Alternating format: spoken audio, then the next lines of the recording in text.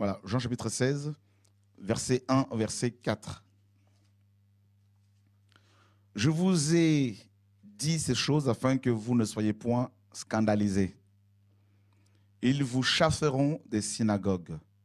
Même le temps vient où quiconque vous fera mourir croira servir Dieu.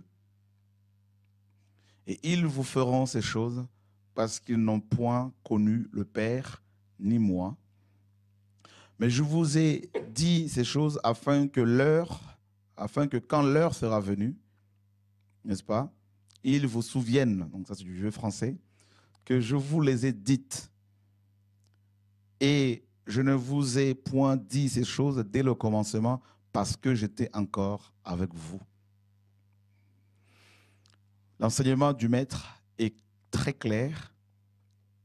C'était la veille, mes amis, juste quelques jours avant son arrestation, avant sa mort. Il va préparer les disciples, n'est-ce pas, à traverser des temps difficiles, des moments pénibles. Il va les préparer. Et il leur dit dans Jean 15, justement, et dans Jean 14, pardon, que votre cœur ne se trouble point. Croyez en Dieu et croyez en moi. N'est-ce pas? Donc, ils étaient troublés et, parce que le maître était en train de leur, n'est-ce pas, annoncer sa future arrestation, sa future mort. Donc, ils se sentaient, mes amis, abandonnés et orphelins. Pendant 3 ans et demi, ils ont marché à côté de cet homme, à côté de ce Dieu tout-puissant, n'est-ce pas? Et ils ont vécu beaucoup d'expériences avec lui, ils ont été nourris, ils ont été fortifiés, guéris, ils ont expérimenté la puissance du royaume de Dieu. Et voilà que, voilà, d'un seul coup, le Seigneur commence à leur dire, ben voilà, tout ça s'arrête. Voilà. Les choses, n'est-ce pas, sérieuses vont commencer. Et donc, je serai arrêté, je serai exécuté, et 3 jours après, je reviendrai d'entre les morts, je vous précéderai en Galilée, tout ça. Et bien évidemment, ils étaient abattus. Et il leur dit, en plus de sa future mort, qu'ils allaient être, mes amis, exclus, expulsés des synagogues. Ça encore, on peut dire, bon, qu'on soit expulsé d'une synagogue, ça peut arriver, ce n'est pas bien grave. Mais il leur dit, l'heure vient où quelqu'un vous tuera, où les gens vont vous tuer, et ils penseront, n'est-ce pas, rendre un culte à Dieu. Et ça, c'est encore plus, c'est plus fort encore, c'est plus dur encore à avaler comme, mes amis, prophétie. Parce que là, il est en train de prophétiser, le Seigneur. Et cette prophétie, bien sûr, mes amis, concerne tous ceux qui veulent marcher sur les traces de Yahushua. Il n'est pas en train de parler aux religieux. Il est en train de s'adresser aux hommes et aux femmes qui veulent marcher, n'est-ce pas, sur ses pas, qui veulent suivre son exemple. Il le dit, ils vous excluront des synagogues. Alors, pour nous qui sommes issus des nations païennes, être exclus de la synagogue ne signifie pas grand-chose. Mais pour ceux qui sont, pour les Juifs, et notamment les Juifs du 1er siècle, être exclu de la synagogue signifiait être mis au banc de la société. Pourquoi? Parce que les synagogues, il y en avait plusieurs, étaient, mes amis, d'abord le centre de Jérusalem, était l'épicentre du judaïsme antique. C'était les gens quittaient les 12 tribus d'Israël pour se rendre à Jérusalem, notamment lors des fêtes de pèlerinage. Il y en avait 3, la fête de la Pâque, la fête de la Pentecôte, 50 jours après la Pâque, et la fête des tabernacles. Lors de ces 3 fêtes, nous dit Exode, les Hébreux devaient se rendre à Jérusalem chaque année. Donc, ils se retrouvaient, c'était les retrouvailles à Jérusalem des 12 tribus d'Israël. C'était des grands moments de rencontres, de partage, d'édification. Et c'est exactement ce qui s'est passé un peu de manière, mes amis, restreinte dans les synagogues.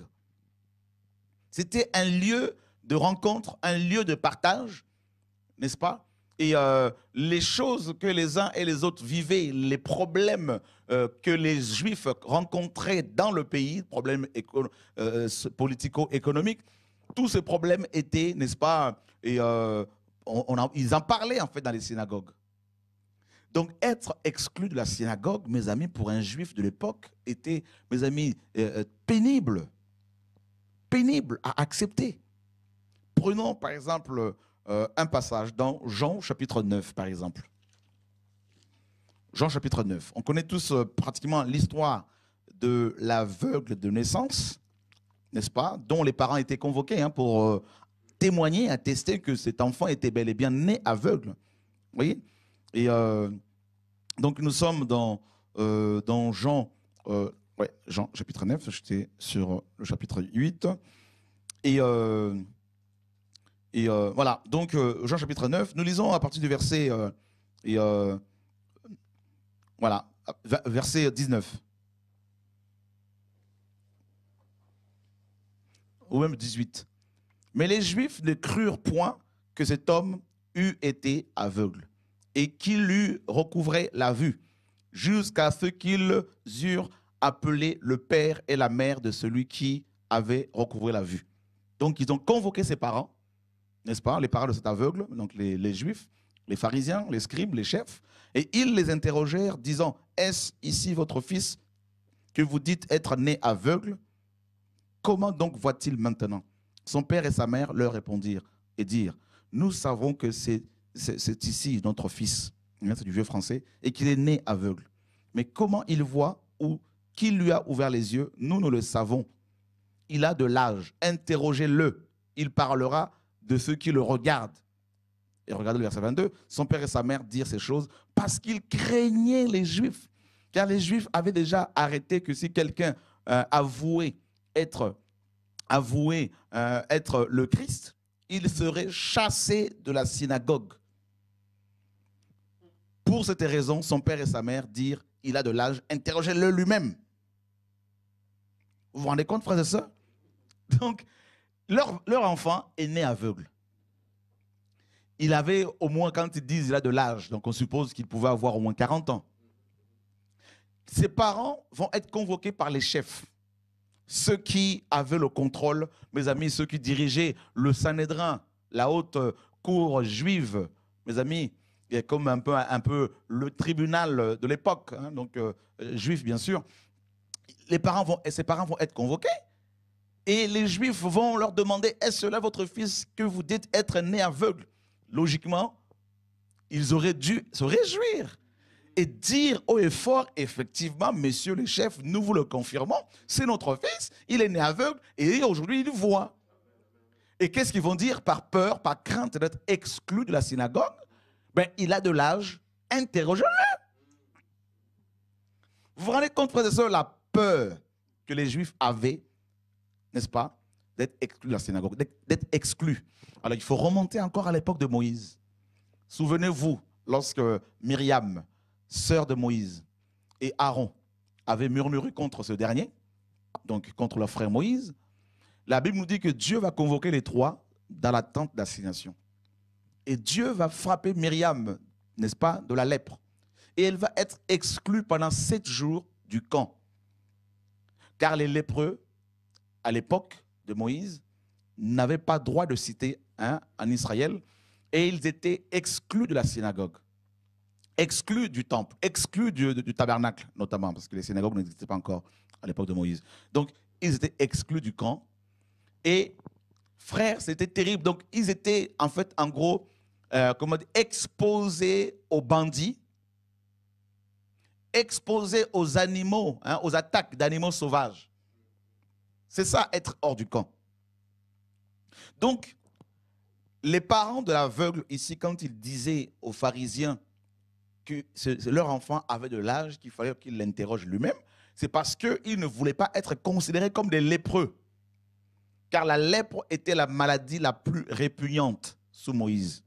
La lèpre et les femmes qui perdaient leur sang. Vous vous rendez compte, frères et sœurs? La peur que les Juifs avaient d'être exclus de la synagogue, c'était comme si tu avais la lèpre.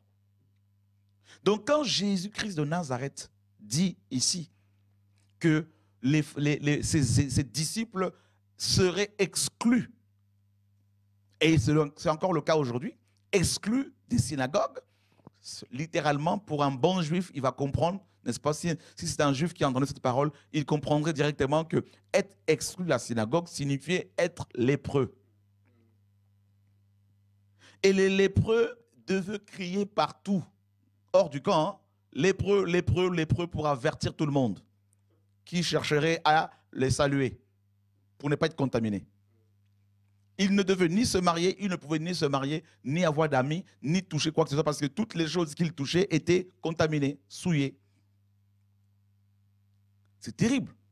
Donc Jésus-Christ, quand il dit aux apôtres, vous serez exclus de la synagogue, il est en train, comme un bon juif, de leur dire, vous serez considérés comme des lépreux. C'est ça le message. Seigneur, sauve-nous. Donc, qu'est-ce que l'on peut comprendre ici? Ça veut dire que toutes les personnes qui veulent suivre Jésus-Christ de Nazareth, dans la vérité, seront considérées comme des personnes, mes amis, ayant la lèpre. C'est ça le message de Jésus-Christ ici. Il n'est pas en train de parler d'abord aux Congolais, aux Français. Il est en train de parler aux gens qui étaient attachés aux synagogues. Vous avez vu? Regarde, mes amis, on va creuser encore. Merci Saint-Esprit, parce que c'est lui qui nous fait creuser. Nous sommes dans Actes chapitre, mes amis, Actes chapitre 21, Yann. Hein, on connaît cette histoire. Et Actes chapitre 21. Mais avant d'abord d'aller dans Acte 21, merci Saint-Esprit, il m'a donné notre passage. Nous sommes dans Acte 12. Acte 12. Yann, merci. Verset 42. Acte 12, verset 42. Acte 12, il n'y a pas verset. Non, Jean 12, 42. Jean 12. Voilà, c'est ça. Jean 12, autant pour moi. Jean 12, 42 à 43. Cependant, plusieurs des principaux même crurent en lui, mais ils ne le confessaient point à cause des pharisiens, de peur d'être chassés de la synagogue. Car ils aimèrent plus la gloire qui vient des hommes que la gloire de Dieu. Ah! Et qu'est-ce qu'on apprend ici? On a une information quand même ici importante. On nous apprend qu'il y a une gloire dans ces synagogues-là.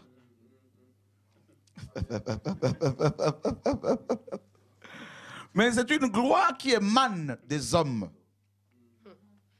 Hein? Et qu'est-ce qu'on entend ici par gloire? Honneur. Voilà pourquoi dans les synagogues de Satan, on va en arriver là, il y a les honneurs, les bishops, les archibishops, les maréchaux, les monseigneurs, les cardinaux, les papes, les apôtres des nations, les prophètes des nations, les guérisseurs des nations. Ils se congratulent. Il y a une gloire là-dedans. Là. C'est pour cela que les gens ils sont attachés comme ça à leur soutane, à leur costume et cravate. Ils sont attachés à leur fauteuil en cuir. Ils sont attachés, mes amis, ils sont attachés à leurs estrades. Ils ont attaché aussi le micro, tu peux y aller. Ils ont attaché aussi les chrétiens qui sont avec eux. Là. Mais forcément, parce que ces chrétiens ont goûté à cette gloire qui vient des hommes, eh bien, ils sont attachés. Oui, ils sont esclaves. Esclaves de cette gloire-là. Voyez? Et on apprend ici que, sentez-vous libre si vous voulez partager, il n'y a pas de souci. Hein, donc prenez le micro, faites signe. On est dans l'esprit ici, il n'y a pas de coupure d'onction. Alléluia. On a une connexion, mes amis, qui est plus que la connexion ADSL. Oui, on peut acclamer Jésus, oui, bien sûr.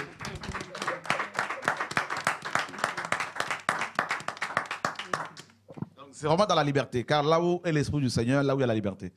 Voilà. Donc Dieu met des pensées sur le cœur des gens, on ne va pas empêcher le Seigneur de parler, parce qu'il n'a pas qu'une bouche. Hein. Voilà. Enfin, il a une bouche, mais il utilise plusieurs bouches. Toujours rectifié ici, parce que les gens nous suivent de près. Ils vont dire, le frère a dit, ce monsieur a dit. Voilà. Donc vous voyez, comme frères et sœurs, il y a une gloire là-dedans, là. Il y a une gloire qui est recherchée. Hein? Les honneurs. Et qui est le prophète dans la Bible qui a perdu l'onction, perdu la grâce de Dieu à cause de cette gloire-là? On connaît son nom? Balaam. Il aimait les honneurs. Vous voyez? De la synagogue de Satan. Et il a perdu la vision. Et Dieu va se servir d'une ânesse pour arrêter, nous dit la parole, la folie ou la démence du prophète. La Ness qui n'a jamais prophétisé, qui devient prophétesse et visionnaire.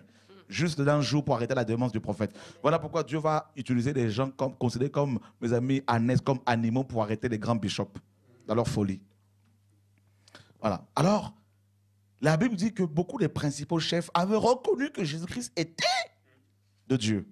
Mais ils ne pouvaient pas le déclarer publiquement. Comme Nicodème, il préfère aller de nuit pour ne pas être vu. Comme à l'époque, il n'y avait pas de courant, donc personne ne l'a vu la nuit, frères et sœurs. Hein? Et c'est grave. Beaucoup, même ce soir-là, ils sont connectés parmi les prédicateurs. Là. Ils sont connectés. Hein? Mais devant leurs assemblées, ils ne peuvent pas parler ouvertement. Mais ils vont dire aux fidèles, ne suivez pas. Eux-mêmes, ils sont connectés. Voyez, frères et sœurs, mais ils ne peuvent pas le déclarer publiquement. C'est grave. Parce que vous ne voulez pas être exclus. De quoi? D'où? De leur synagogue. Et le Seigneur associe la gloire qui vient des hommes à la synagogue. Donc, qui dit synagogue dit gloire. Et ça veut dire que celui qui ne veut pas délaisser les honneurs qui viennent des hommes ne quittera jamais sa position dans la synagogue de Satan. Voyez?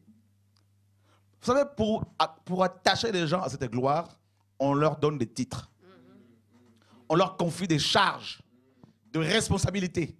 Toi, tu es responsable du protocole. Là, c'est fini, vous le collez là, avec de la glu 3. Il est collé, il est attaché. Il est lié. Il peut entendre la vérité, mais comme il est responsable d'un groupe, c'est fini, il est cuit. Voilà. Maintenant, pour le détacher de là, mes amis, si ce n'est pas la grâce du Seigneur, Yann, c'est fini. C'est terrible, vous voyez? Car le Seigneur leur dit, regardez ce qu'il dit dans Jean chapitre 5, verset 43, 44. J'aime beaucoup cette parole aussi. Dieu est bon. Hein? La parole, là, elle est vraiment mielleuse. Là. Elle est bonne, la parole de Dieu. Jean chapitre 5, verset 44. 43, 44. 43, 44. Je suis venu au nom de mon Père et vous ne me recevez pas. Si un autre vient en son propre nom, vous le recevrez. Comment pouvez-vous croire quand vous tirez votre gloire les uns des autres et que vous ne recherchez point la gloire qui vient de Dieu seul? Vous aimez la gloire qui vient les uns des autres, les honneurs. Oh, mon bishop. Oh, prophétesse des nations. Ah, femme de Dieu, femme de Dieu. Ah, homme de Dieu. Ah, pasteur. Non, je ne suis pas frère, hein, je suis pasteur. Oh, d'accord, frère, tu n'es pas frère, tu es pasteur. Ils aiment ça, là. C'est pour cela qu'ils ont créé cette synagogue, le Satan. Là. Vous savez, synagogue ici, c'est assemblée. Hein? L'assemblée des démons de Satan. L'assemblée de Satan ici, la synagogue, c'est tout ce qui est pastoral, tout ce qui est fédération, tout ce qui est CAF, la communauté des églises d'expression africaine, synagogue de Satan. La fédération protestante de France, synagogue de Satan. Oh, la papauté là-bas, je ne sais pas où, synagogue de Satan. Fédération évangélique, synagogue de Satan. Tout le monde adhère là-dedans. Là. Et les escrocs, et les craignants de Dieu, et les impurs. Tout le monde, c'est comme l'arche de Noé. Tout le monde est là-dedans. Vipère, boa, tout ce que vous voulez, macaque, singe, tout le monde. Voilà. Ça rentre macaque, ça ressort macaque. Ça rentre vipère, ça ressort vipère. C'est pour ça qu'il y a encore des vipères, parce que les vipères sont rentrées dedans. Vipère, mais comme il n'y a pas de transformation à l'intérieur, ça ressort vipère. Mais dans le royaume de Dieu, quand on y entre à la maison, on rentre, quand on rencontre Jésus, quand on va vers le Seigneur, on y va tel qu'on est, on repart, on revient agneau. Vous voyez? Transformé. Enfin bref. Et tirer leur gloire les uns des autres. Donc vous savez, il y a une gloire là. On a tous goûté cette gloire là dans la synagogue de Satan, parce qu'on est passé par là, frère. Les gens t'encensent. Les gens sont à genoux devant toi. Homme de Dieu, prophétesse de nation. Et une gloire. On vient t'ouvrir la porte de ta voiture. On porte ta Bible. Les gens, ils planent après. Hein? Les pauvres. Avant, ils étaient sur terre, mais maintenant, ils planent. Il y a une gloire. Donc, et c'est terrible, frère. Terrible. Et il dit, le Seigneur, il leur dit, je suis venu au nom de mon Père. Vous ne m'avez pas reçu. quelqu'un d'autre viendra en son propre nom. Le Seigneur est en train de parler de l'antéchrist ici. C'est pour ça qu'on parle du nom de la bête. D'accord? Il viendra en son propre nom, vous allez le recevoir. Et quand l'antéchrist va venir, ce sont eux qui vont le recevoir, comme la parole le dit. Et ils vont même signer un pacte avec lui pendant 7 ans. Daniel 9 nous dit. Donc Jésus-Christ, quand il dit ici, un autre viendra en son propre nom, vous allez le recevoir. Il parle de l'antéchrist. Et effectivement, les chefs vont le recevoir. Et qui sont ceux qui ont reçu Satan dans nos églises? Ce sont nos pasteurs. Qui sont ceux qui ont reçu le diable dans nos églises aujourd'hui? À bras ouverts, ben, ce sont nos pasteurs. Ce sont nos bishops. La plupart, les vrais pasteurs, ils sont cachés, ils sont persécutés. Mais ceux qui ont introduit Satan, mes amis, avec une grande porte largement ouverte, ce sont des conducteurs spirituels. Oui, frère. Donc, tous ces pasteurs-là, ils préparent le peuple à recevoir l'Antichrist. Ben, justement, ouais. Parce qu'eux-mêmes, ils l'ont reçu. Et ils ont préparé le peuple, ils préparent le peuple à... En fait, comme l'Antéchrist est déjà assis dans les églises d'aujourd'hui, donc ces pasteurs, eux-mêmes, ils ont été préparés pour... Ils sont nés, on est nés dans ce système-là.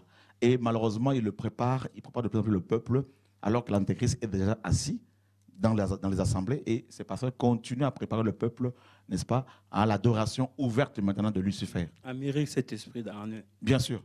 Voilà, tout à fait. Parce que Paul nous dit que le mystère de l'iniquité agit déjà dans 2 Thessaloniciens 2. Donc, il était déjà, c'était au 1er siècle, hein, et il nous apprend que le mystère de l'iniquité agissait déjà à son époque. Vous voyez? Où? Mais dans les assemblées. Voilà. Et ceux qui ont, comme dans Psaume 24, il est dit, portez-le au linteau pour que le roi de gloire fasse son entrée, n'est-ce pas? Eh bien, c'est exactement, ce passage-là est interprété à l'envers, n'est-ce pas? Porte-le au linteau pour que le diable entre dans sa maison. Et c'est exactement ce que les églises font aujourd'hui. C'est pour cela que le Seigneur se retrouve hors la porte dans Apocalypse chapitre 3. Il frappe. Voici, je me tiens à la porte, je frappe. Voilà. Il est sorti. Pourquoi? Parce que ben, c'est devenu une synagogue de Satan. Une assemblée des voleurs, une assemblée d'escrocs, une assemblée de gens qui prêchent l'évangile, qui accrochent les gens à la terre. C'est pour cela que très peu parlent de l'enlèvement, du retour de Jésus, tout ça là. C'est la prospérité. Ils peuvent prêcher sur la sanctification, mais ils vont quand même, mes amis, finir sur la prospérité financière. Voyez? Et là, le Seigneur dit, comment pouvez-vous croire, hein, vous qui tirez votre gloire les uns des autres, qui ne recherchez pas la gloire de Dieu? Vous savez pourquoi? Je vais vous poser une question. Pourquoi ces hommes, ces prédicateurs d'aujourd'hui, refusent-ils, ne cherchent-ils pas la gloire qui vient de Dieu? Moi, c'est une question que je vous pose. La réponse est dans la Bible. Eh bien, c'est dans 1 Pierre, chapitre 4. 1 Pierre, chapitre 4. Nous sommes dans Pierre, frères et sœurs. Notre frère Pierre a reçu beaucoup de révélations de la part du Maître, qu'il a consigné dans ce livre, dans ces 2 livres. 1 Pierre, chapitre 4, on peut lire à partir du verset, n'est-ce pas, 10. Que chacun emploie le don selon qu'il a reçu au service des autres, comme de bons dispensateurs des diverses grâces de Dieu. Si quelqu'un parle, qu'il parle selon les oracles de Dieu. Si quelqu'un exerce un ministère, qu'il l'exerce selon la force que Dieu lui communique, afin qu'en toute chose, Dieu soit glorifié par Jésus-Christ, à qui appartiennent la gloire et la force au siècle des siècles. Amen. Bien-aimés, ne soyez point surpris de la fournaise qui est au milieu de vous pour vous éprouver, comme s'il vous arrivait quelque chose d'étrange. Mais réjouissez-vous de ce que vous participez aux souffrances de Christ, afin que lorsque sa gloire sera manifestée, vous soyez aussi comblés de joie. Si l'on vous dit des injures pour le nom de Christ, vous êtes bien heureux, car l'Esprit de gloire, l'Esprit de Dieu, repose sur vous. Il est blasphémé par eux, mais il est glorifié par vous. Vous vous rendez compte? Amen. Yann, si vous êtes outragé pour le nom de Jésus-Christ, vous êtes heureux, car l'Esprit de gloire repose sur vous. Amen. Donc, vous savez, la gloire qui vient de Dieu, la gloire de Dieu égale persécution, outrage, fausse accusation, amen, mes amis, et attribution des intentions. Donc, on vous attribue des intentions, on vous prête des intentions. Donc, on vous prête des intentions, pardon. Et c'est ça la gloire de Dieu. Quelqu'un qui veut expérimenter, vivre la gloire de Dieu, il doit comprendre que la gloire de Dieu égale persécution. 2 Timothée 3,12 nous dit, tous ceux qui veulent vivre pieusement en Jésus-Christ seront persécutés. La parole le dit. La gloire de Dieu, ce n'est pas quand vous avez un 4x4 Toyota. C'est pas ça la gloire de Dieu. Ça, c'est du matériel, c'est la tôle. C'est pas de la gloire de Dieu parce que le Toyota, là, le constructeur, là, lui, il a plusieurs Toyota. Maintenant, on va dire quoi? La gloire de Dieu, c'est la persécution. La gloire de Dieu, c'est quand on vous accuse faussement. On vous traite de tout le nom. On fait des complots contre vous alors que vous êtes seul dans votre coin avec le Seigneur. Voilà la gloire de Dieu. Frères et sœurs. Voyez, donc c'est pour cela que cette gloire-là, beaucoup de gens n'en veulent pas. Parce qu'elle coûte cher. Là, en fait, en gros, la gloire de Dieu, c'est la croix. Voilà. Ben voilà. C'est ça. Et tous les jours, il faut la porter. Ah ben non. De temps en temps, il y en a, il la laisse un peu pendant 2 semaines, 3 semaines, 1 an. Hein, parce que ça coûte cher. Oh Seigneur, sauve-nous. Donc le Seigneur nous parle de l'exclusion de ses serviteurs et ses servantes des synagogues. Donc si vous voulez être acclamé dans les synagogues de Satan, vous n'avez rien compris. Vous ne pouvez pas à la fois chercher à marcher avec le Seigneur et être accepté par et dans les synagogues de Satan. C'est 2 choses diamétralement opposées. Voyez? Regardez le maître. Luc chapitre 4. Parce que être chrétien, c'est être comme Christ. Hein? Donc, un chrétien qui n'est pas exclu de la synagogue de Satan alors qu'il craint Dieu, je parle de ceux qui craignent Dieu et non de ceux qui recrutent les âmes pour commencer leurs églises ici et là. Non, nous parlons de ceux qui marchent dans la sanctification de la vérité et qui marchent avec le Seigneur et non avec les impudiques et les voleurs. Luc chapitre 4, on connaît tous ce passage. Hein? Et regardez le verset 21. Alors il commença à leur dire, cette parole de l'Écriture est accomplie aujourd'hui et vous l'entendez. Ok, regarde Yann, 14 et 15. Et Jésus s'en retourna en Galilée par le mouvement de l'Esprit, et sa réputation courut par tout le pays d'alentour, car il enseignait dans leur synagogue, et il était honoré de tout le monde. Ok, verset 16. Et Jésus vint à Nazareth, où il avait été élevé, et il entra, selon sa coutume, le jour du Shabbat, dans la synagogue, et il se leva pour le lire. Donc selon sa coutume, ça veut dire quoi? À l'âge de 12 ans, il y a un rite que les Juifs observent pour passer donc, de l'enfance à l'âge adulte. Voilà. Et il y a un rituel qui suivent tout ça. Et bar mitzvah. Et là, à partir de 12 ans, après avoir, n'est-ce pas, fait ce rituel, l'enfant, notamment le jeune homme, donc considéré comme adulte maintenant, pouvait faire la lecture, n'est-ce pas, devant tout le monde dans la synagogue de sa ville. Et c'était le cas pour Yeshua, homme, à partir de l'âge de 12 ans en fait. Jésus-Christ faisait la lecture dans cette synagogue de Nazareth. Donc ici, il avait quel âge? Il avait au moins 30 ans. Donc ça veut dire que, frères et sœurs, écoutez bien l'enseignement ce soir, ça veut dire que de l'âge de 12 ans à 30 ans, Jésus-Christ lisait la Torah, les Écritures, dans cette synagogue.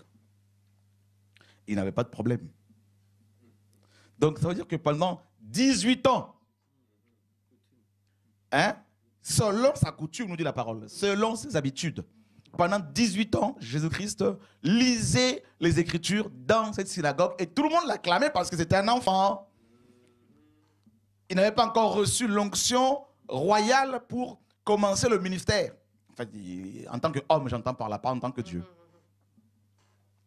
Mais le jour où il va être revêtu de l'Esprit, à l'âge de 30 ans après le baptême, et que l'Esprit lui a dit, tu vas repartir dans cette synagogue-là, où il y a toutes sortes de diables, de démons, de religieux. C'est là-dedans parce que tu as reçu l'onction maintenant pour démontrer la puissance de ton Père. Va là-dedans, là. Il faut commencer d'abord chez toi. Et bien là, il revient, là, il dit, l'Esprit du Seigneur est sur moi. Alléluia. Car il m'a oint pour libérer les captifs. Il est en train de leur dire que vous êtes tous captifs ici, là. Alléluia.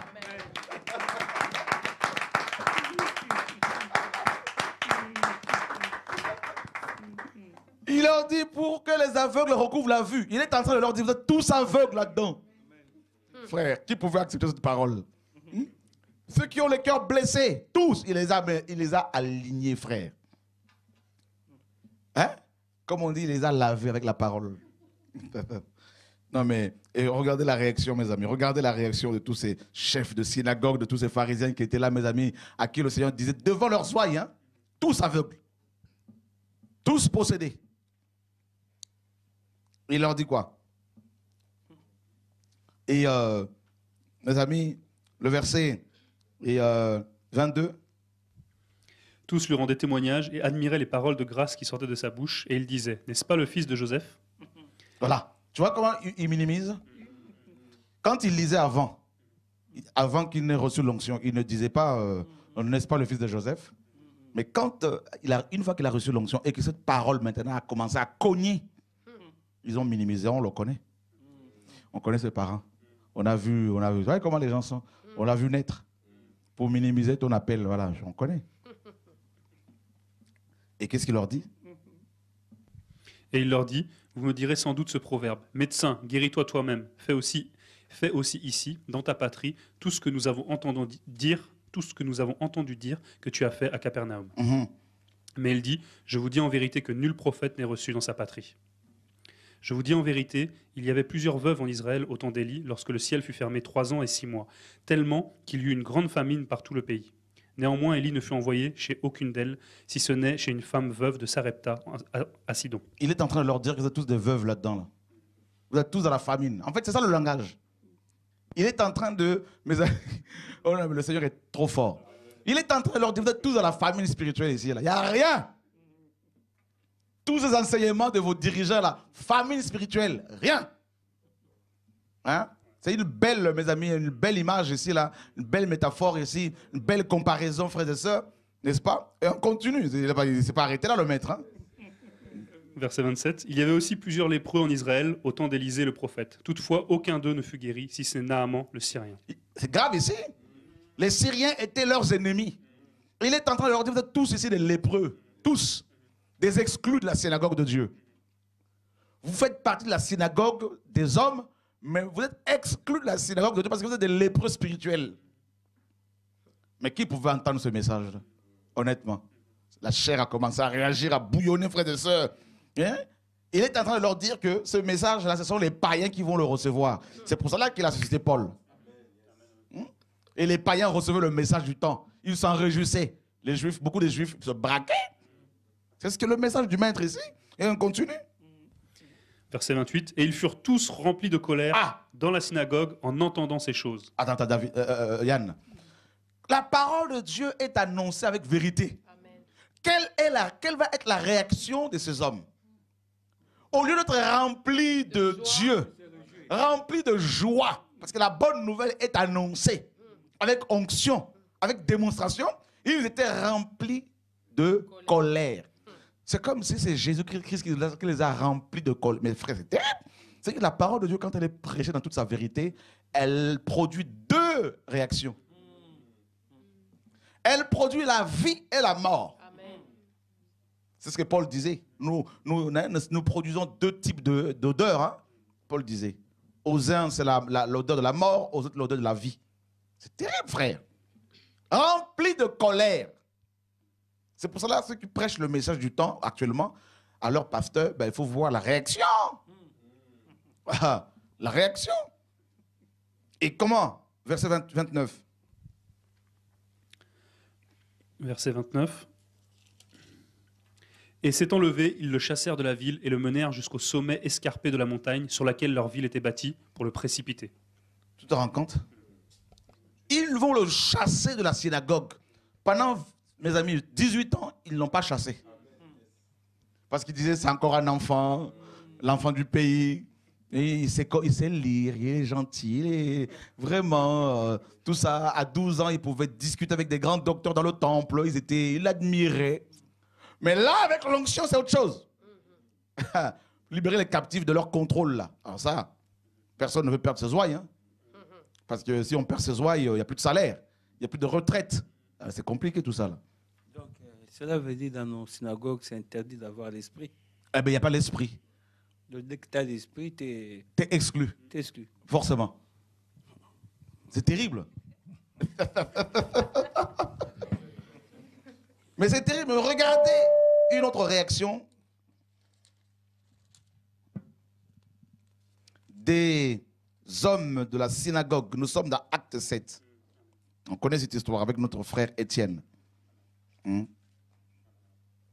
Oh, Seigneur, sauve-nous. Oh, Dieu est bon. Et nous sommes dans Acte chapitre 7. Et nous lisons et, le verset, à partir du verset 50. Ma main n'a-t-elle pas fait toutes ces choses? Jean de col roide et incirconcis de cœur et d'oreille. Jean de cou Raide. raide, hein? C'est ça, parce que là, c'est... Ouais. T'as vu comment il est en train de leur parler ici, là, Mm. Étienne, là? Dur. On nous dit qu'il était sage, hein? Rempli de sagesse et d'esprit. Mais regardez sa vraie sagesse, c'est la vraie sagesse. Homme au cou raide. Donc quand on dit ça, on dit non, il n'y a pas la sagesse. Il faut une autre approche. Mais attends, mais la sagesse de Dieu crie. Hein? Amen. Vous voulez qu'on lise encore le passage où il est dit que Étienne était rempli de sagesse? Ou c'est bon? C'est bon? Ouais? Moi, je ne sais pas si c'est... Moi, c'est une question que je me demande. Parce que là, c'est terrible ce qui se passe ici. Nous sommes dans Acte. Oh Seigneur, sauve-nous. Ouh. Acte chapitre 6.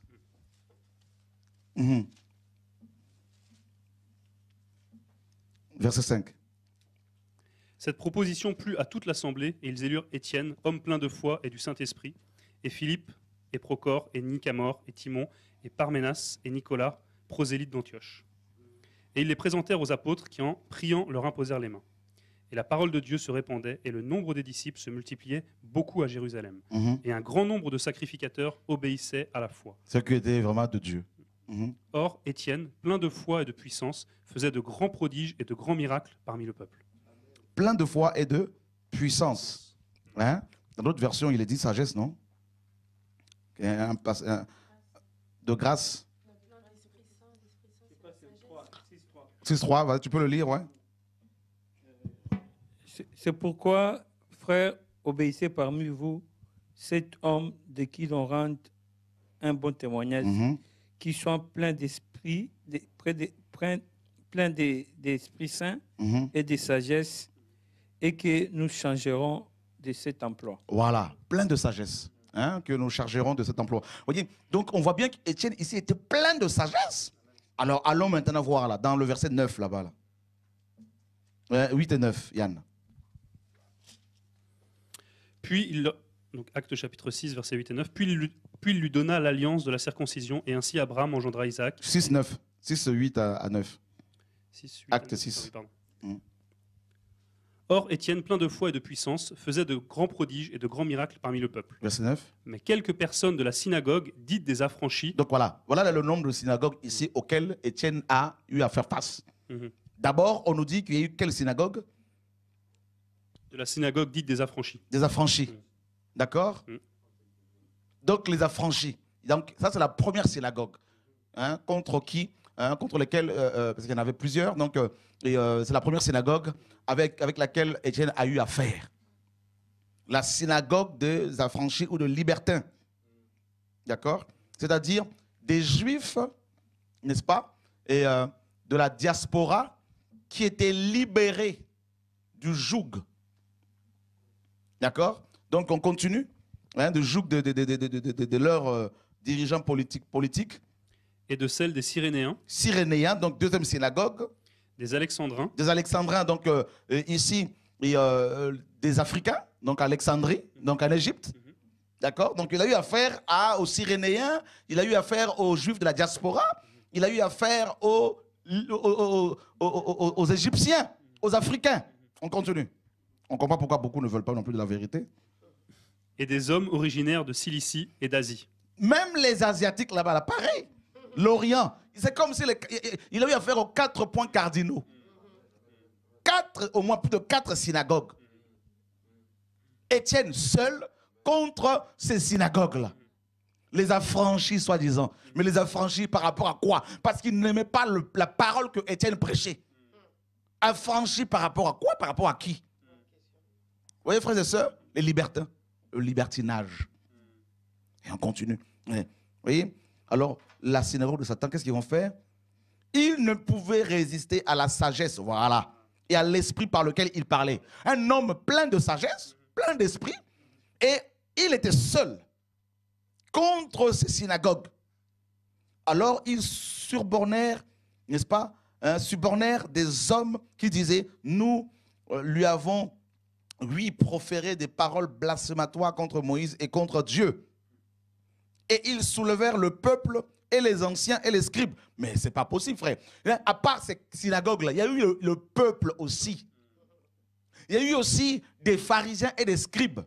Donc, quand Dieu envoie ses enfants, ses ministères, ses messagers et messagères pour annoncer la vérité, mes amis, du temps, la parole du temps, il va y avoir, à chaque fois que le Seigneur a ressuscité de telles personnes ou de telles femmes, de tels hommes, il y a toujours eu un soulèvement, une association, une conjugaison des talents diaboliques,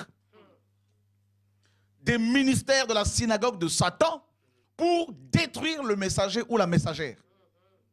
Donc, le fait que Dieu appelle un frère, une sœur pour annoncer la parole à son peuple afin de le libérer, suscite une, mes amis, colère de la part des, n'est-ce pas, des gens de la synagogue de Satan. Et les pires ennemis vont devenir les meilleurs amis. Il va y avoir des associations entre, mes amis, les gens qui se sont critiqués hier. Parce qu'ils ont un ennemi commun. Même des pasteurs qui sont dans l'impudicité, qui n'ont plus de collaborateurs parmi d'autres pasteurs, mais ils vont être associés. On va leur tendre la main d'association parce qu'il faut tous, ils ont le même travail, la même mission, détruire les hommes et les femmes que le Seigneur a oints. C'est terrible, hein? Vous vous rendez compte, frère? Ils vont réussir même à soulever le peuple contre Étienne. Le peuple qui était censé recevoir le message pour être libéré des jougs de ces hommes. C'est pour cela aujourd'hui, beaucoup de chrétiens qui attendent la vérité sont aussi utilisés, instrumentalisés par, mes amis, les dirigeants de la synagogue de Satan pour détruire les messagers. C'est pour cela qu'ils appellent les gens dans les coulisses, ils vous appellent dans les coulisses pour raconter des histoires, pour mentir, pour dire il a fait ci, telle sœur a fait ça, a fait telle chose, pour créer des connexions comme un filet dans le but de détruire les hommes et les femmes que Dieu a appelés. C'est dans la Bible, tout ça là. Parce que le message dérange. Le message dérange, la vérité dérange la synagogue de Satan. Quel message? Le fait de dire qu'on ne peut pas se dire chrétien, mes amis, et aller faire des cantiques qu'on reçoit gratuitement de la part du Seigneur, des chants spirituels qu'on reçoit gratuitement, et aller les vendre. Ça ne plaît pas. Dire que quand on est chrétien, qu'on reçoit des cantiques, on ne doit pas aller collaborer avec des producteurs païens. Ça ne plaît pas. Vous avez vu Daniel, David, tout ça, mes amis, allez faire, David notamment, allez faire, mes amis, de la musique avec les artistes ou les producteurs égyptiens.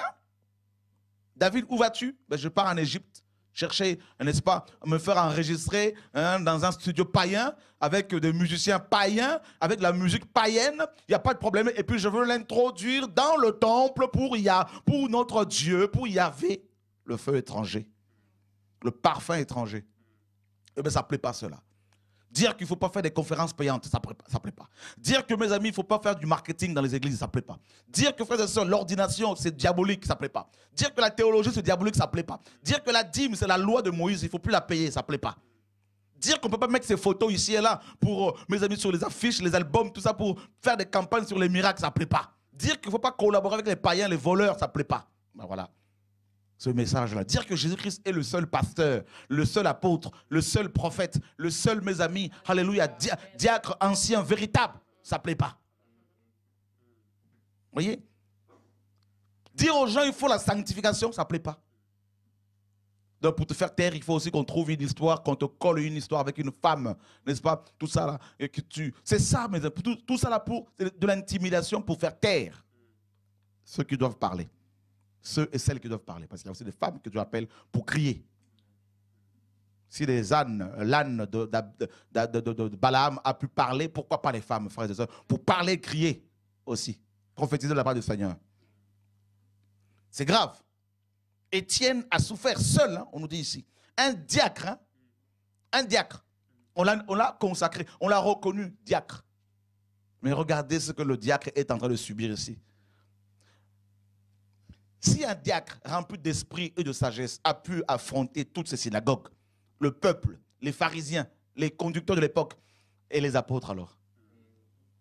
Donc si un apôtre n'est pas combattu par les synagogues de Satan, ce n'est pas un apôtre de Jésus. C'est un apôtre de la synagogue de Satan. Parce qu'un vrai apôtre, un vrai prophète, quand il est suscité par Dieu, tous les religieux se lèvent contre lui. Il n'est pas invité dans les églises là pour aller prêcher. Ici, il est invité une fois, il ne sera plus invité.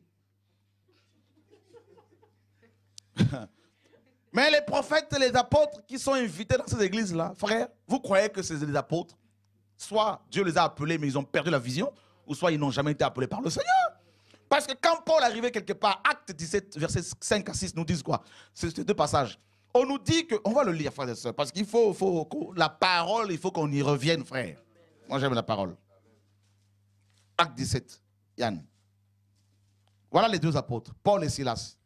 Mais les Juifs incrédules, émus d'envie, prirent avec eux quelques mauvais sujets sur les places publiques, et ayant excité un tumulte, ils troublèrent la ville, et se portant vers la maison de Jason, ils cherchaient Paul et Silas pour les mener devant le peuple. Mais ne les y ayant pas trouvés, ils traînèrent Jason et quelques-uns des frères devant les magistrats de la ville en criant « Ces gens qui ont troublé le monde sont aussi venus ici. » Voilà les vrais apôtres. Ils troublent les villes. On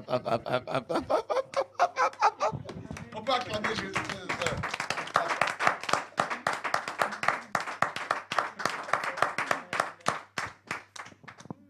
Jésus de Nazareth. Voilà, Paul, on nous dit dans Acte 15 que Silas était prophète. Paul apôtre. Les deux, ce n'était pas une multitude, hein. 2 hommes seulement, apôtres et prophètes de l'agneau. Dieu les lâche dans une ville. Il la trouble. Hein? Il la trouble, toute la ville. Et les religieux, pareil, comme d'habitude, ils vont aller les accuser devant les autorités politiques. C'est exactement, c'est pas nouveau. Je me rappelle quand Dieu m'a envoyé à Libreville, tous les pasteurs, la plupart des pasteurs connus là-bas sont allés voir le président Omar Bongo pour m'accuser. Et le président Omar Bongo m'a fait arrêter. J'étais dans un minibus de prisonniers. On m'a amené dans un camp militaire. On m'a pris des photos de face et de profil. J'ai tout un dossier. Ils ont dit, ce monsieur casse nos églises. J'ai été, mes amis, interrogé par un colonel, bras droit du ministre de la Défense à l'époque, fils du président, qui est le président actuel. Ils m'ont accusé faussement. Ils m'ont, mes amis, je suis rentré sur Paris, je suis reparti en 2009. On m'a rapatrié sur le même vol. On ne m'a pas laissé sortir de l'aéroport. Ils ont dit, l'ordre vient de la présidence, tu ne dois pas rentrer au pays. Jusqu'à ce jour, j'ai fait tout pour repartir, tout est fermé. Mais le message est déjà rentré. Frère, les vrais chrétiens, quand ils arrivent quelque part, ils sèment le trouble spirituel. Il y a leur présence seulement, frère, crée des tensions chez les religieux. C'est pour cela que quand j'entends, il y a une conférence avec des apôtres, je dis, quel apôtre? Des apôtres qui sont là pour demander l'argent aux gens. Des apôtres qui sont là pour, mes amis, collaborer avec des pasteurs impudiques, divorcés, remariés. Des apôtres qui sont là, qui collaborent avec des gens qui ont divorcé, mes amis, qui divorcent avec leurs femmes parce que, ou sous prétexte qu'elles sont sorcières. Et quand un apôtre arrive quelque part, tout le monde le sait. Le prophète Samuel arrive à Bethléem, dans 1 Samuel 16. La Bible dit que les hommes, les anciens courent au-devant de lui en lui disant en tremblant, « Homme de Dieu, ta venue annonce-t-elle quelque chose d'heureux ?» Ils ont préféré d'abord courir avant le peuple, pour mes amis, se mettre à la page, pour s'amender, pour se... Frère, un prophète, quand il arrive quelque part, je vous dis de la part du Seigneur, hein, c'est dans la Bible, un prophète authentique, quand il arrive dans une église, là, tout le monde tremble là-dedans. Ceux qui n'ont pas la crainte de Dieu, ils tremblent. Les vrais chrétiens, ils bénissent Dieu. Parce que quand il va ouvrir seulement la bouche, et le pasteur, tout le monde va creuser carrément sous terre là, pour se cacher. Et si le pasteur n'est pas de la sanctification, les anciens, tout le monde se cache. Un prophète qui reste tout le temps dans un bâtiment, apôtre, 10 ans dans un bâtiment, apôtre, enfermé dans son bâtiment, il dit qu'il est apôtre. Attends, frère, il peut enseigner pendant 2 ans, 3 ans dans un bâtiment, après il va sortir pour aller ici et là. Il va laisser les gens travailler, mais rester là dans le bâtiment et il dit qu'il est apôtre à vie dans le bâtiment, mais c'est son royaume. Seigneur, sauve-nous. Alléluia. La synagogue de Satan, mes amis, exclut les vrais prophètes, les vrais apôtres. Et d'ailleurs, les vrais apôtres, vous ne le verrez jamais dans les pastorales. Là. Vous ne verrez jamais le nom de leurs assemblées, mes amis, sur la liste des fédérations d'hommes. Jamais. Ce sont des solitaires. Des hommes dont le monde n'est pas digne. Ils vont à contre-courant, à contre-vent. Et regardez Étienne. Regardez Étienne, frères et sœurs. Chapitre 7, Actes, verset 1er, Yann. Alors le souverain sacrificateur dit à Étienne, ces choses sont-elles ainsi? On le présente devant le souverain sacrificateur. Comme Jésus avait dit, vous comparaîtrez devant les synagogues dans Marc 13. Vous paraîtrez devant les gouverneurs, devant les autorités et devant les synagogues pour témoigner de moi. Voilà, un diacre. Que les diacres d'aujourd'hui entendent bien. Parce qu'ils sont diacres dans leur bâtiment, ils sont là seulement en train de servir aux tables, alors qu'ici le diacre, il est hors du bâtiment, il est en train d'aller témoigner devant les autorités, devant les souverains sacrificateurs. Il y en avait 2 à l'époque. Parce qu'aujourd'hui, quand on dit diacre, c'est le petit frère, c'est l'arrière-petit, c'est l'arrière-fils, hein, le petit, c'est grave. Hein. L'évangéliste est le petit frère du pasteur. Alors le diacre, alors c'est le petit frère de l'évangéliste, je dirais. Le petit-fils du pasteur, ou l'arrière-petit-fils même, je dirais. Seigneur, sauve-nous. Alors là, vous voyez, frères et sœurs, et comment il appelle le souverain sacrificateur? Comment il l'appelle? Et il répondit, homme, frère et père, écoutez. Le Dieu de gloire apparut à notre Donc père. il respecte, hein, le souverain sacrificateur, homme, frère et père. Étienne est sage. Il reconnaît que ce sont ses pères. D'accord? Mais il a la parole. Ça concerne tout le monde. Père ou frère ou pas, tout le monde reçoit la parole. Alors, qu'est-ce qu'il leur dit plus loin, mes amis?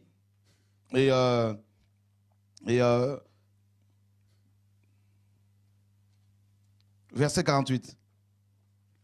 Toutefois, le Très-Haut n'habite point dans des temples faits par la main des hommes. Alors, ici, le mot Très-Haut signifie aussi le souverain. Il est en train de s'adresser au souverain sacrificateur qui était enfermé dans son bâtiment là-dedans. Et le Seigneur lui dit, mais le souverain n'habite pas dans les temples dans lesquels vous êtes là. Waouh, quel message, frère! Il est en train de les secouer là-dedans, là, parce que le temple, casser le temple, c'est casser le judaïsme pour eux. Sans le temple, on ne peut plus adorer, prier. Et Étienne est en train de leur dire, en fait, Dieu n'est pas dans tout ça. Là. Et 49. Le ciel est mon trône et la terre le marchepied de mes pieds. Ah, le ciel est son trône, il n'est pas là-dedans. Il est en train de leur dire que Dieu n'est pas dans votre bâtiment là. On continue. Quelle maison me bâtirez-vous, dit le Seigneur, ou quel sera le lieu de mon repos? Jesus Christ. Il est en train de leur rappeler Ésaïe 66.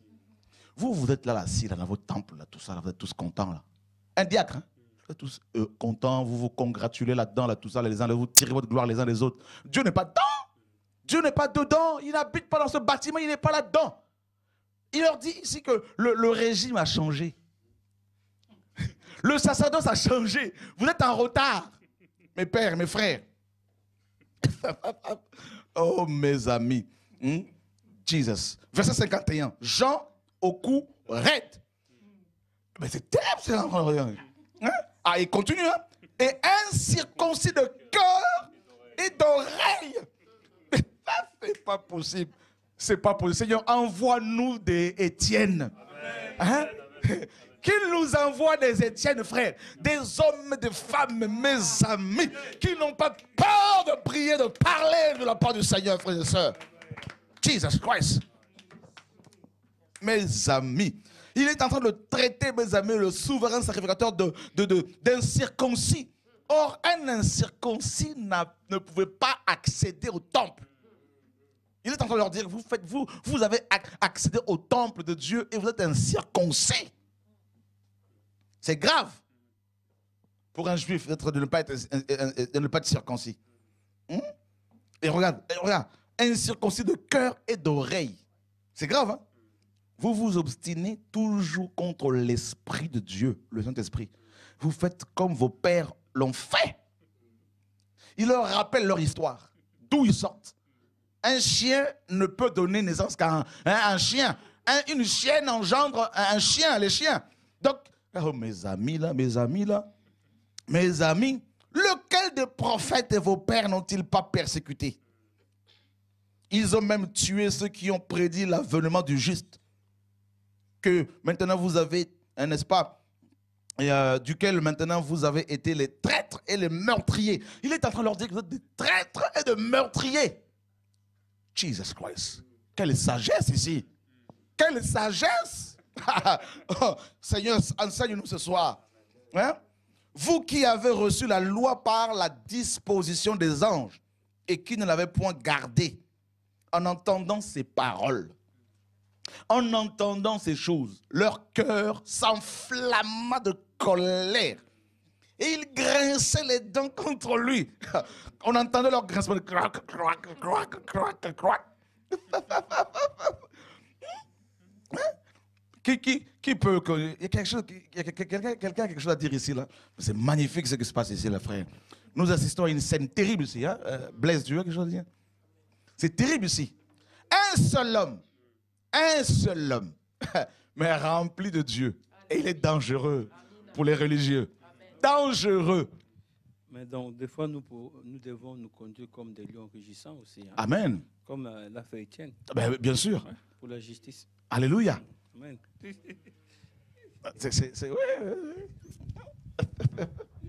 Sa parole était tranchante. Quoi. Carrément. Sans compromis, sans compromission. Mais lui, étant rempli du Saint-Esprit et ayant les yeux fixés au ciel, il vit la gloire de Dieu et Jésus étant à la droite de Dieu. Vous vous rendez compte, frère? Les gens, il entend, il ne s'est même pas arrêté au grincement de dents. Ne vous arrêtez pas à toutes ces paroles que les gens disent contre vous. Faites comme vous n'entendez rien. Parce que l'objectif de ces grincements de dents, c'est de vous déconnecter du ciel. Pour vous amener à la distraction. Les gens grincent dedans, les gens critiquent, les gens parlent. Tu n'aurais pas dû dire ça, tu n'aurais pas dû faire ça. Pourquoi tu as été là-bas? Pourquoi tu as fait ci? Pourquoi tu as fait ça? Les accusations, il est sorcier, il est magicien, il est rebelle, il est méchant, il manque d'amour, il manque d'humilité, il est orgueilleux, il est ci, il est ça. C'est une secte, c'est le diable, c'est l'antéchrist. Toutes ces choses, c'est de l'intimidation. Étienne avait le regard fixé vers le ciel. Et il a fini par voir le Seigneur. Si beaucoup ne voient pas le Seigneur parce qu'ils ont les yeux fixés sur leurs ennemis, les oreilles tendues, collées au téléphone, attachées au téléphone, ils ont dit quoi aujourd'hui sur moi? Oh non, c'est pas possible. Mais elle aussi, pourquoi elle a parlé comme ça sur moi? J'avais confiance en elle. Oh Seigneur, sauve-moi. Ils sont méchants. Tu vas mourir avant le temps. On acclame Jésus, frère.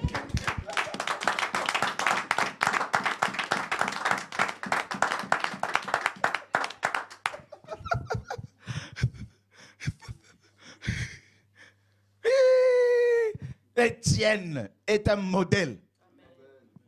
Et Stéphanos, hein? En grec, Stéphanos. Et il grince des dents, il parle, il était rempli de colère. Étienne, on nous dit, hein, rempli du Saint-Esprit. Ça veut dire que, vous savez, quand les gens nous critiquent comme ça, si on ne fait pas attention, on peut perdre le remplissage. Hein? On peut se vider du Saint-Esprit. Il faut garder, mes amis, la bouteille remplie. C'est très important. Hein? On le critique, mais il était toujours rempli du Saint-Esprit. Il lève les yeux au ciel et les oreilles. Et là, il voit le Seigneur debout. Pour la première fois ici dans la Bible où l'on voit Yeshua debout. Pour un homme. Oh mon Dieu! Quelle vision! Il s'est levé. Jésus s'est levé, Satan est terrassé. Jesus Christ. Alléluia. Et il dit, voici, je vois les cieux, mes amis, ouverts. Et le Fils de l'homme étant à la droite de Dieu. Regardez la réaction des religieux. Ils s'écrièrent à haute voix et bouchèrent leurs oreilles.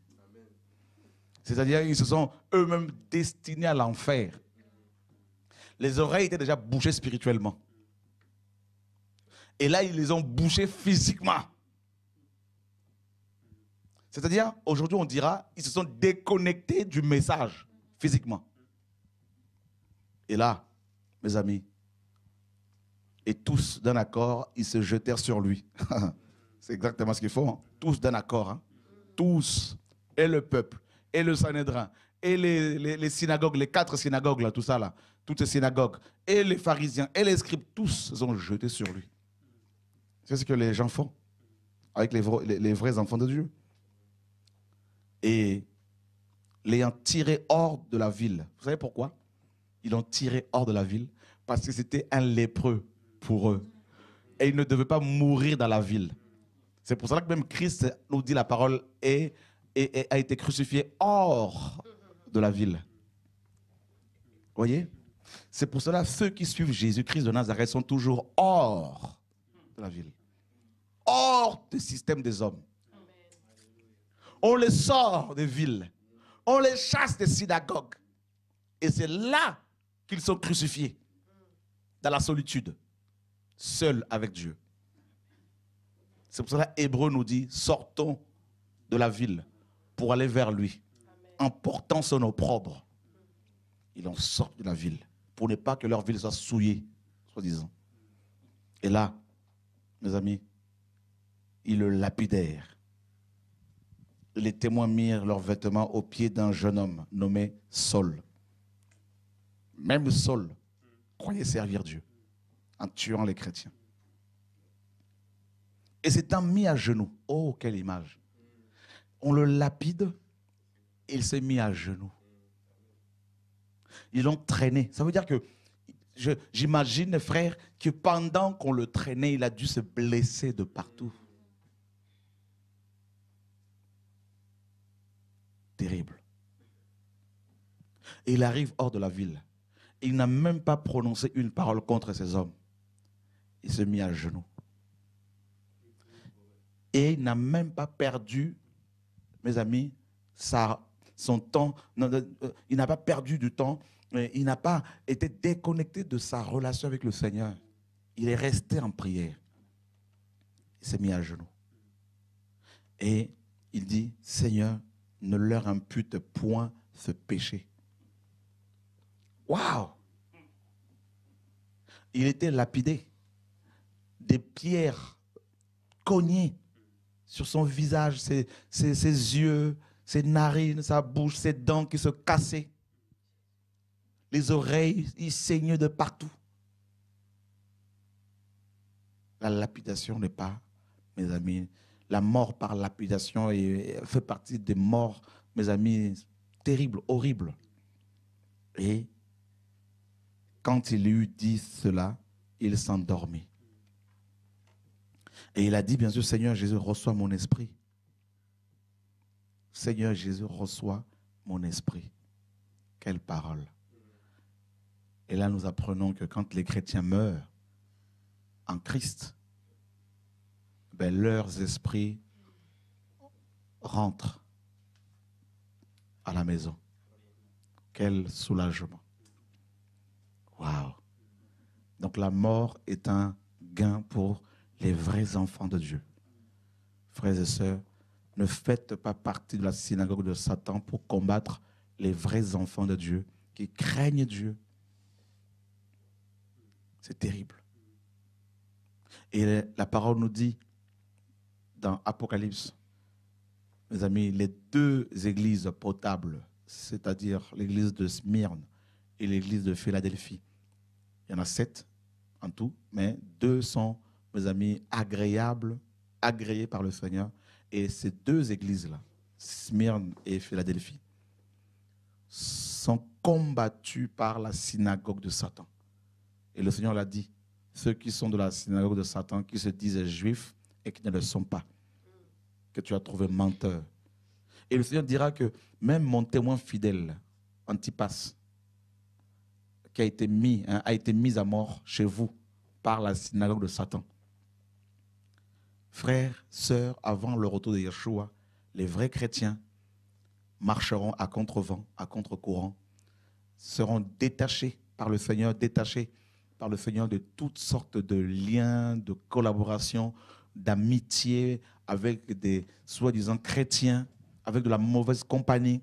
Dieu va de plus en plus les isoler, mes amis, les émonder, les séparer d'avec, mes amis, de l'amitié charnelle. Et il y en a qui vont, mes amis, se retrouver seuls après plusieurs années de collaboration avec des pasteurs, avec des frères, avec des chrétiens, pour les isoler en famille d'abord. C'est le travail que Dieu est en train de faire en ce moment.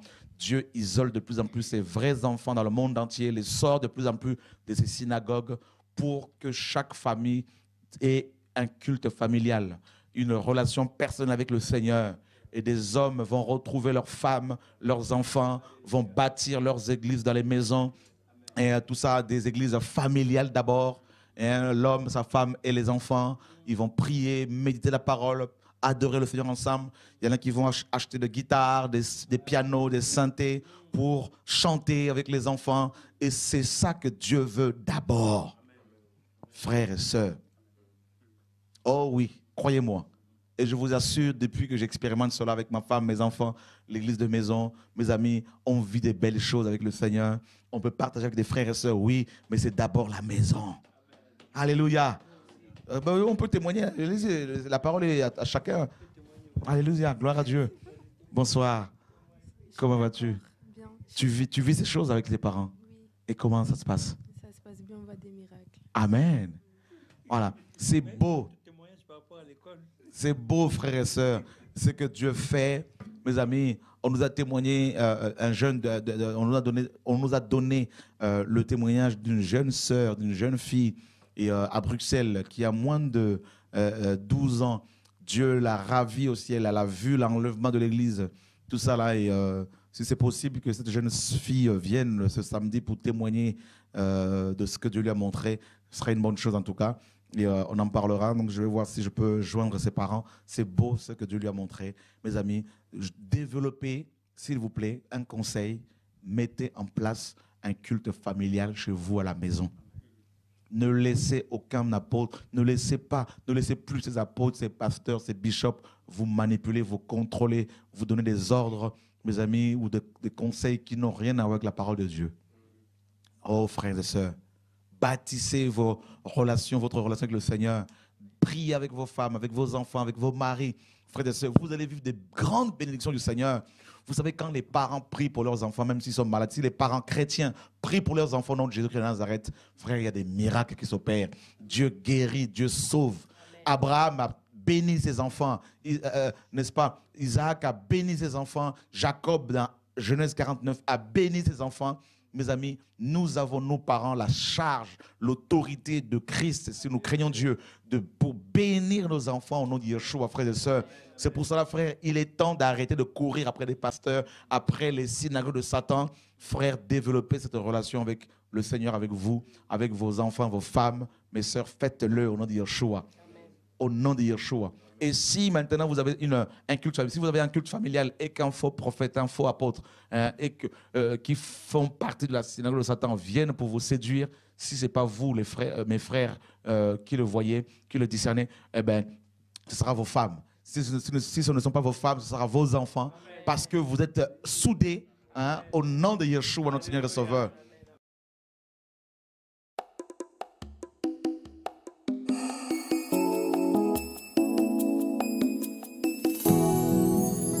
Il y a bien des lieux sur terre, palais, pays, belles villes, tous vaniteux. Mais il y a un lieu éternel, une cité des saints, l'objet de mon espérance. Il y a bien des lieux